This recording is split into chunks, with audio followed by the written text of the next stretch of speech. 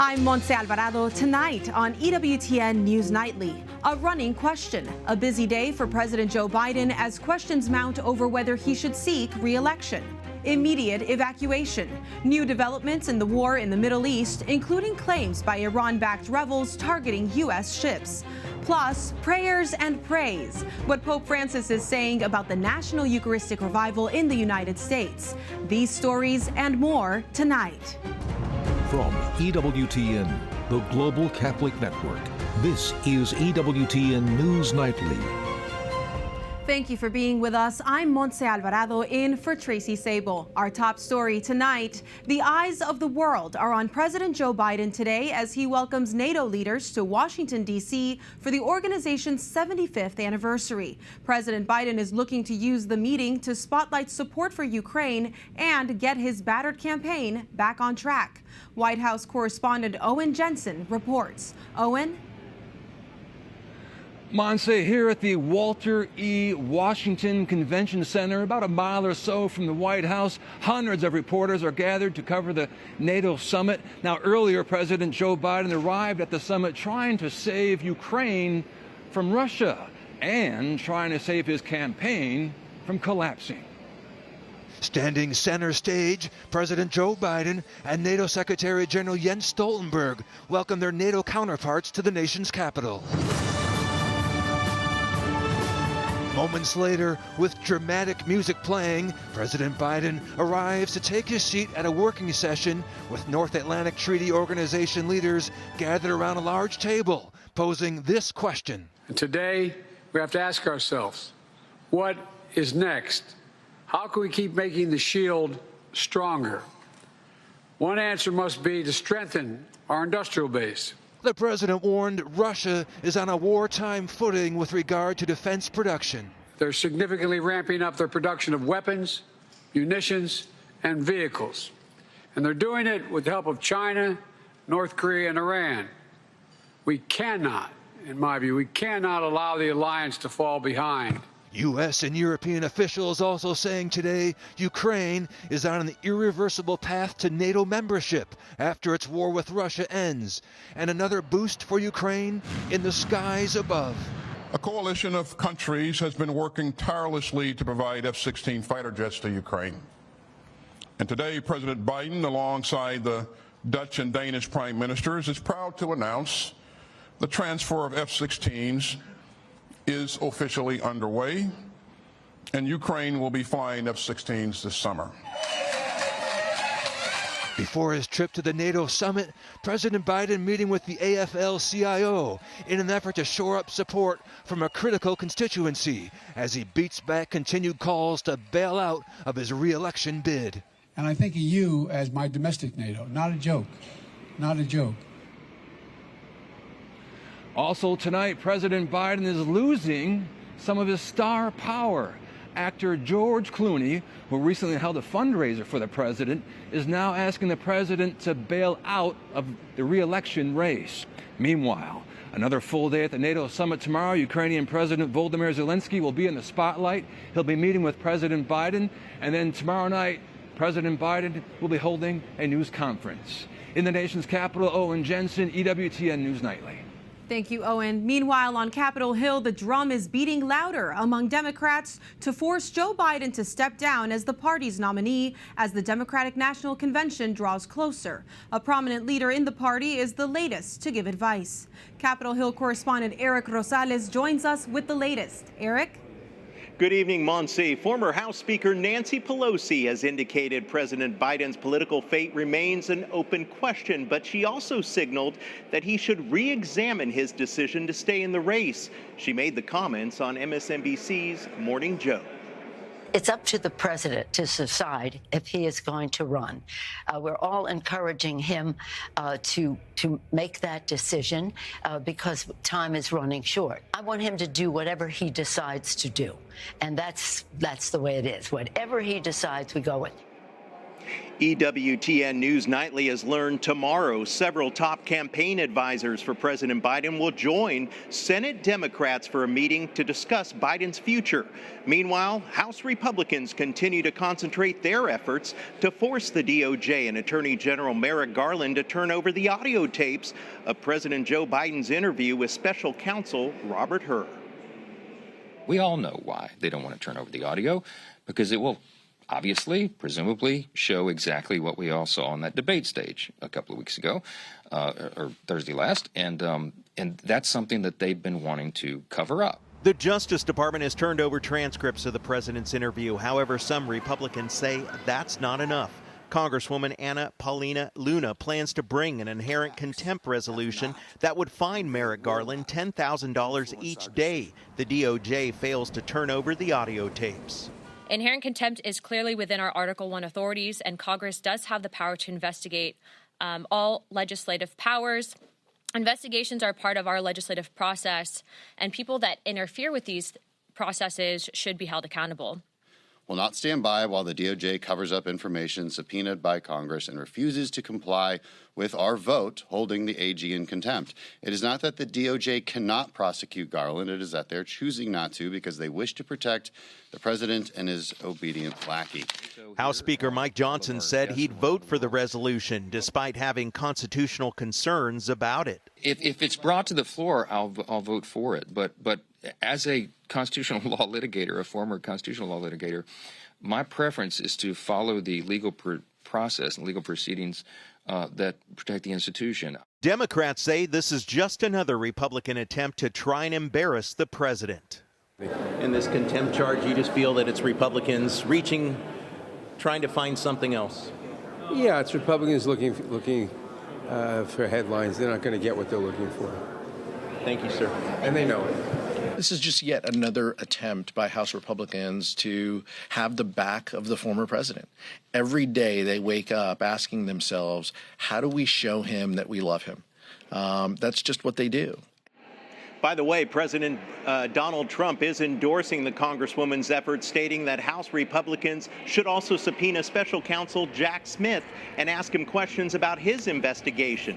Switching gears a bit, I also want to let you know about Democratic Congresswoman Alexandria Ocasio-Cortez. She introduced articles of impeachment against U.S. Supreme Court Justices Clarence Thomas and Samuel Alito today. It follows calls from other Democrats wanting the U.S. Attorney General to appoint a special counsel to investigate potential violations of federal ethics laws by the justices. The New York Congresswoman says that the justices' refusal to recuse themselves from certain cases constitutes, quote, a grave threat to American rule of law. And by the way, the articles of impeachment will likely never get a vote on the House floor because it's controlled by the Republican Party. Montse?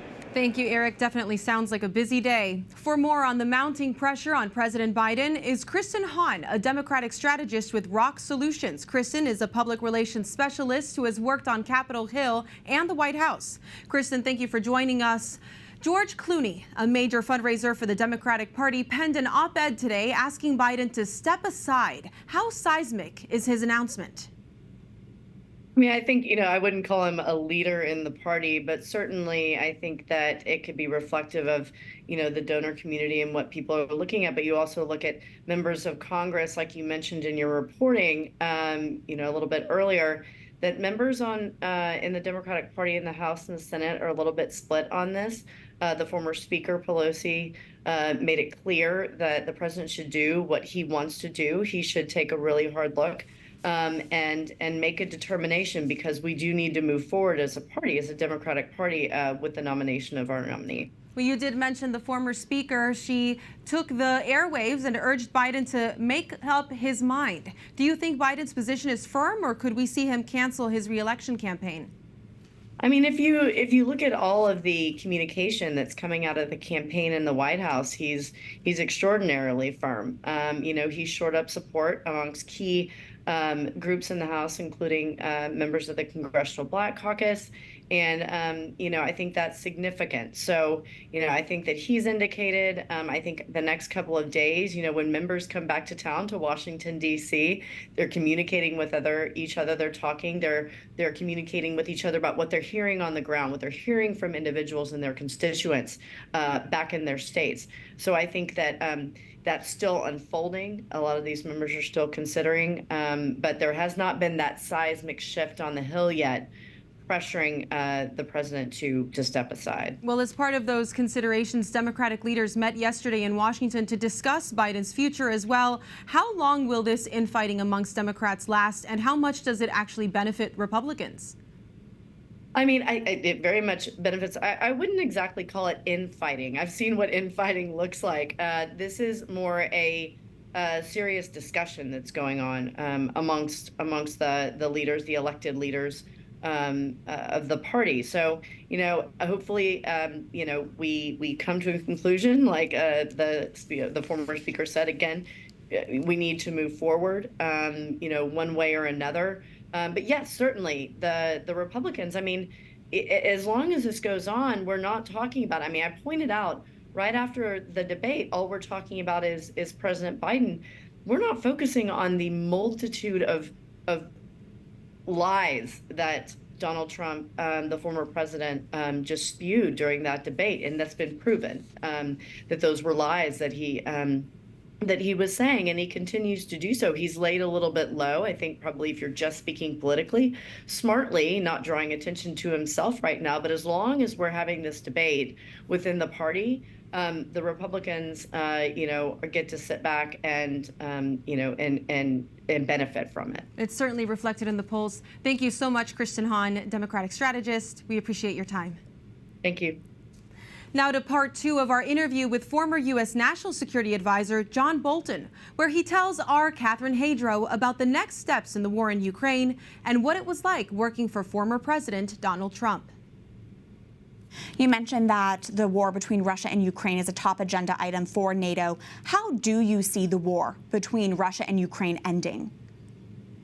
Well, I'm worried at the moment that it's a stalemate, and that whether it's Hungary's Viktor Orban or people in this country who are proposing that we have a ceasefire and then move into negotiations, a ceasefire at this point would simply be a new de facto boundary between Russia and Ukraine. It would be entirely in Russia's advantage. I'm sorry we're gridlocked after 2.5 years, frankly, of not being as effective as we could be in supporting Ukraine. So it's a very delicate moment for the alliance, but obviously even more for Ukraine.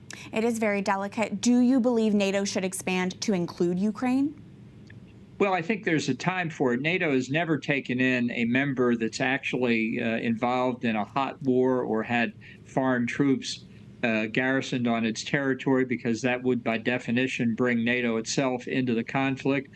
Frankly, we should have admitted Ukraine and Georgia back in April of 2008 when President George W. Bush proposed it. Unfortunately, the French and the Germans objected. I think if we had acted back then, there never would have been a 2014 invasion by Russia, let alone another Russian invasion in 2022. You were former President Trump's national security advisor, but you have written that Donald Trump is unfit to be president again. Why is that, and what worries you the most if he is in fact reelected? Well, I don't think he understands what's at stake in international affairs. I don't think he appreciates the gravity of the responsibilities that he has as president. He sees foreign affairs as being equal to the personal relationships of heads of government, which certainly is not. And so I think generally his lack of understanding of the wider world, his disinterest in it, his isolationist tendencies, I think would all work against the United States and our ability to protect our interest in a very complex and dangerous world. If Trump is reelected, what would happen to NATO? Well, I was with him in 2018 at the NATO Summit in Brussels when he came within an inch of withdrawing from NATO. I think it's entirely possible he would do it again or put NATO in such jeopardy that effectively it would be the same as withdrawing. I think it's very dangerous for Ukraine. I think it's a signal to governments like Putin's in Russia or Xi Jinping in China, that they are presented with new opportunities that ultimately are very dangerous for the United States. Ambassador John Bolton, we appreciate your time. Thank you. Well, thanks for having me. The Israeli military orders the evacuation of Gaza City, where there's renewed fighting. The move comes as government officials say they're making progress in their effort to eliminate Hamas.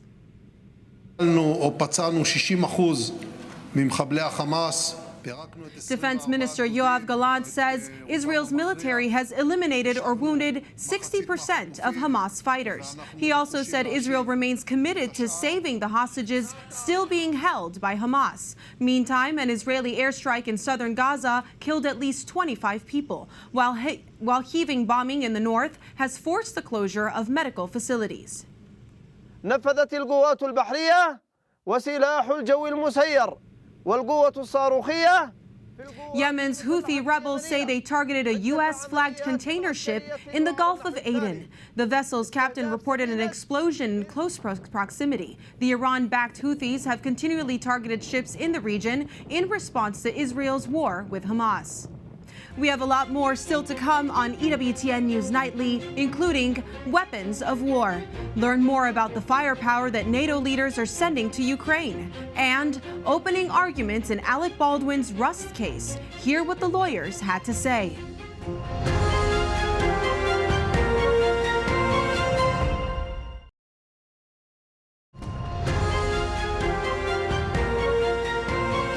In one of the biggest announcements from this week's summit, NATO leaders have signed a $700 million weapons package while pledging to boost their own defense production.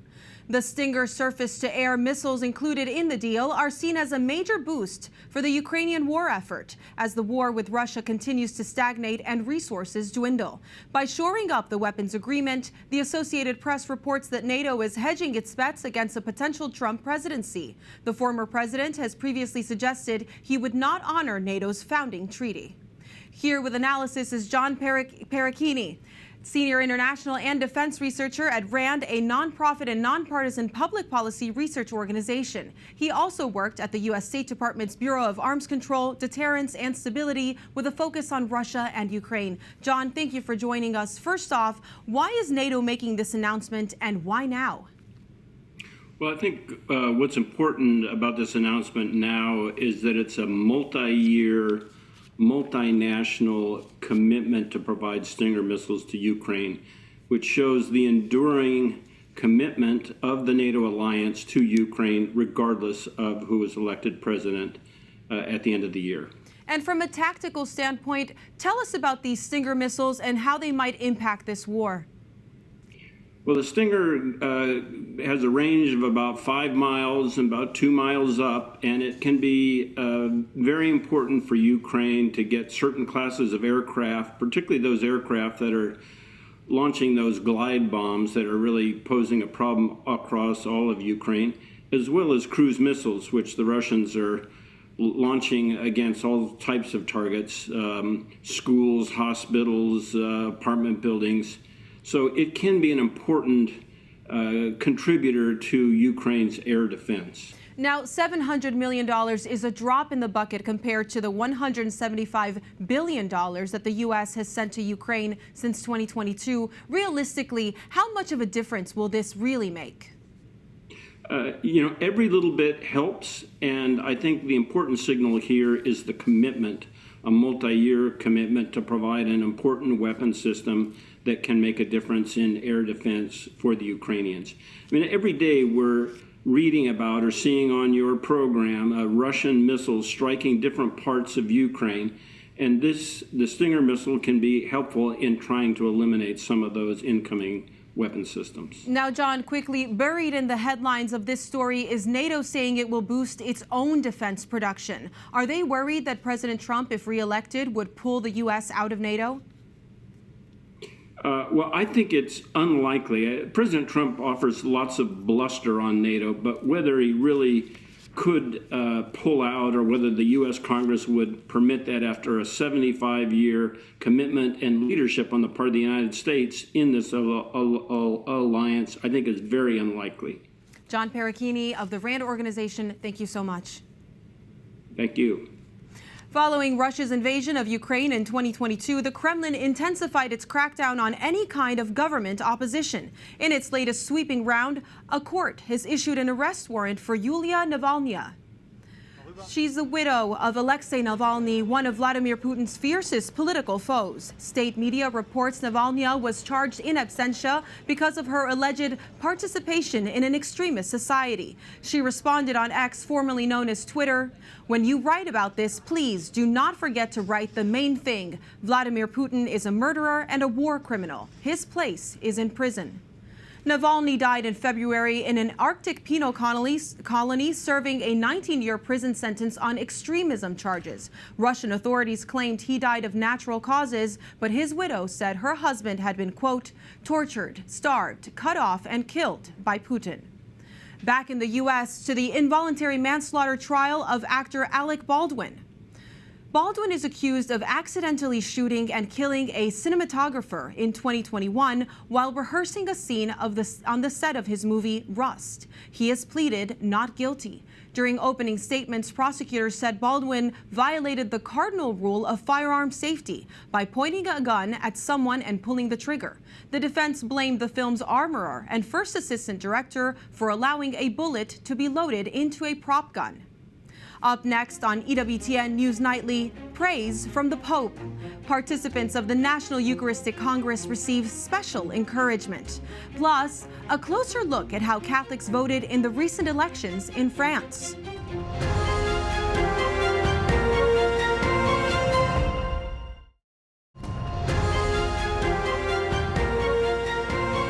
A recent editorial praises the example of Bishop James Xu Zimin in China. The church leader turns 92 today. His current whereabouts are unknown. He was sent to prison more than 2 decades ago for refusing to renounce his Catholic faith. Writing in the National Catholic Register, Nina Shea and Christopher Mee say in part, quote, in 2020, Representative Chris Smith held hearings entitled, "Where is Bishop Xu?" Beijing's response was to impose sanctions on Smith. Some say that Bishop Xu is dead, but there is no evidence. To be sure, the Chinese Communist Party wants him forgotten. Catholics in the United States and around the world should not forget him. Spain's Catholic bishops announce a compensation plan for victims of clergy sexual abuse. A la atención a las víctimas, al prevenir, al formar y sensibilizar. The compensation includes for those whose alleged aggressors have died. The Spanish government says the plan lacks a guarantee of payment. The Bishops' Conference has not yet given an estimate of how many victims it can help. Catholics played an important role in the French elections. Supporters of the center-left party celebrated their victory in the second and final runoff last weekend. Now, the government is faced with trying to govern with a mixed coalition. Joining us from Rome to talk about the role of Catholic voters in the election is Frank Rocca, senior Vatican analyst for EWTN News. Frank, good to see you. What is the importance of the Catholic vote in French politics? Often we think about that in American politics, but now we're in Europe. Well, France is almost 50% Catholic. That's the largest single religious group by far. Mass attendance is in the single digits, weekly mass attendance, but it's still certainly a Catholic country historically. Nevertheless, unlike Italy or Germany, it's never had a political party that's identified as Catholic or Christian. And that's because of the strict tradition of secularism, laïcité, the separation of church and state, which goes back to the revolution. As a result, it's been generally taboo until recently to mix religion and politics explicitly, publicly. That began to change about 10 years ago for a couple of reasons. One is anxiety about immigration, especially Muslim immigration, multiculturalism, and even Islamist terrorism. We remember in particular the horrific murder of Father Amel in 2016, who was killed in his church. So there's anxiety about that, and also about increasing social liberalism. under President Hollande, the legalization of same-sex marriage, and more recently under President Macron, a push to enshrine right to an abortion in the Constitution, to legalize euthanasia. So as in reaction, there's been an emergence, kind of a coalescence of a self-consciously Catholic, conservative Catholic movement, with rallies, demonstrations, lobbies, and that sort of thing. So Catholic vote has become a factor in French politics after all. Well, you've noted a couple of different issues that are important to Catholics. Do we know how Catholics voted in the recent elections there?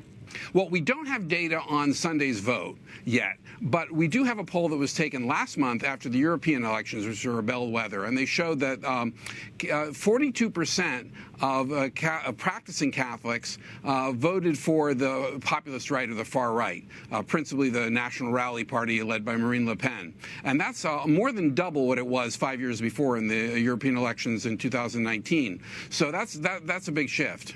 Now, you mentioned growing fears around radicalized Islam. What explains the growth in Catholic support for the populist right in France? Well, I think that's certainly part of it, and I think there was a lot of resistance. I mean, the Catholic hierarchy in France has been and remains very critical of the populist right, largely because of its strict opposition, severe opposition to migration, to immigration. Thank you so much, Frank.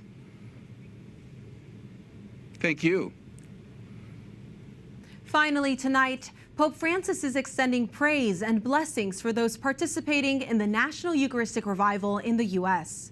In a letter, the Holy Father says he hopes that participants achieve happiness and spiritual prosperity after being enriched with heavenly food.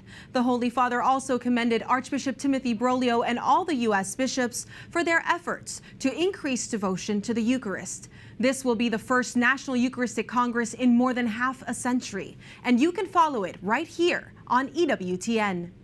We thank you for watching tonight. Remember, you can follow us on social media, Facebook, X, and Instagram at EWTN News Nightly. I'm Montse Alvarado. Good night, and God bless.